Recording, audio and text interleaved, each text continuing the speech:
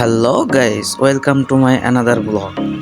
আজ আমরা এসেছি আমাদের পার্শ্ববর্তী এলাকা উকসাতে ঘোড়া দৌড় প্রতিযোগিতা।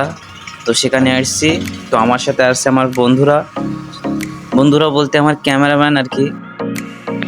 তো আমরা চেষ্টা করব আজকের অনুষ্ঠানটাকে আপনাদেরকে ঘুরিয়ে দেখানোর জন্য।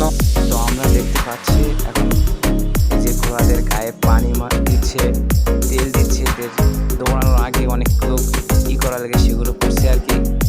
ঘোড়াদের দৌড়ানোর আগে অনেক কিছু করা লাগে আর কি। তো ওরা সবাই সেই কাজে ব্যস্ত ছিল। আমি ঘোড়ার গায়ে হাত দিতে চেয়েছিলাম, বাট আমাকে একটু হাত দিতেও দেয় নাই। ঘোড়ার সাথে একটা সেলফি নিব, সেটুকুও নিতে দেয় নাই। তো তারপরে পাশে আরেকটা ঘোড়া রাখা ছিল। তো আমরা ভাবলাম সেখানে গেলে সেই ঘোড়া হয়তো তার সাথে একটা সেলফি নিতে দিবে। ওমা, সেও তো একটা সেলফি নিতে দিল না। তো এবার আমরা মাঠে চলে আসলাম এখন উকসা। অমনি আমার কাকু বলতে আমার ফ্রেন্ড আর কি, সে ভয়েসটা দিল। দেখা যাক তার ভয়েসটা কেমন। রৌদ্র চলতে দেখা যাক ঘোড়া দৌড়টা আমরা কেমন উপভোগ করি। আশা করি খুব মজা হবে। পানি আমার কথা তো বেশি বুঝিস না। তো সামনে হালকা হালকা কাদা ছিল। তো আমার ক্যামেরাম্যান সোহেল রাকিব একটু রাগারাগি করতেছিল। তারপরে আমরা করি না করে আমরা চলে গেলাম মাঠে। তো কি আর করার, আমার কাকু আবারও ভয়েস দিচ্ছে, দেখা যাক কেমন। সামনে আমাদের হোসাইন কাকু, যে পেজের প্রধান অ্যাডমিন, আমরা তার সহকারী। সাথে আমার ক্যামেরাম্যান সোহেল, ফেরদাউস এবং আমি আছি। মাঠে গিয়ে দেখলাম মাঠে তো প্রচুর লোক।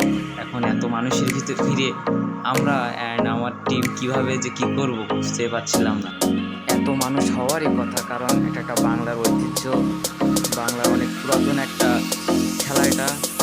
এটা এখন অনেক জায়গায় বন্ধ হয়ে গেছে, কিন্তু আমাদের এখানে এখনো হচ্ছে। সেই হিসেবে এত মানুষ যে কি বলবো, বলার ভাষা নেই। এত মানুষের ভিড়ে আমরা ঠিকমতোভাবে ভিডিও করতে পারবো না, বা আমাদের ভিডিও অসুবিধা হতে পারে। সেজন্য আর কি আমরা স্টেজে গেছিলাম। স্টেজে মানে অনুষ্ঠানের সভাপতির সাথে কথা বলতে। তো তিনি আমাদের অল্প বয়স বা আমাদের মনে করে আমাদের সেই সুযোগটা দিই নাই, যে সামনে থেকে বা কোনোভাবে আমাদের ভিডিও করার সুযোগ দেয় নাই।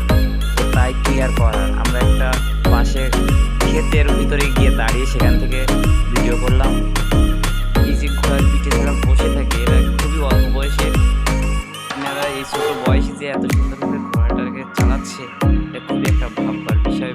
এই বাচ্চাটা যে এত ছোট বয়সে এত একটা বড় পশু দায়িত্ব নিয়ে বা একটা বড় পশু নিজের মতো করে চালাচ্ছে, এটা খুব একটা বড় একটা ভাববার বিষয়।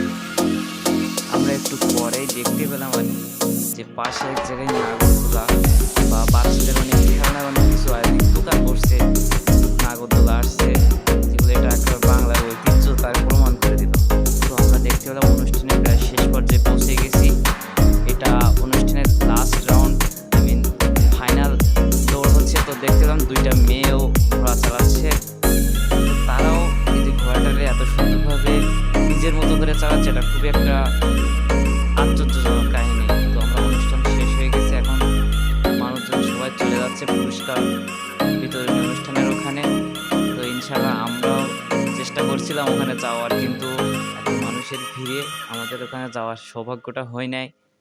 তো সেজন্য আমরা বাসায় চলে যাওয়ার জন্য প্রস্তুতি নিচ্ছিলাম। তো অনুষ্ঠান শেষ, আমরা হাঁটতে হাঁটতে মেন রোডে চলে আসছি, বাসায় চলে আসবো। তো আজকের ব্লগ এই পর্যন্তই।